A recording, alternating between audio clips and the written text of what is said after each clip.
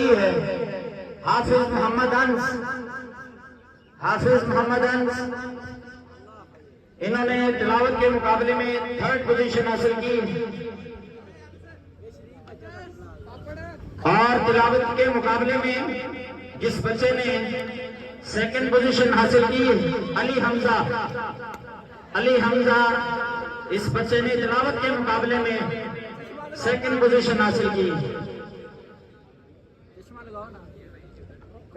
तिलावत के मुकाबले में जिस बच्चे ने 1st पोजीशन हासिल की, मैं गुजारिश करूंगा खालिद महमूद चौधरी साहब से कि फर्स्ट आने वाले बच्चे को मेडल भी पहनाएं और सर्टिफिकेट से भी नवाजे। हाफिज मोहम्मद अहमद जोरदार क्लैपिंग कर दें।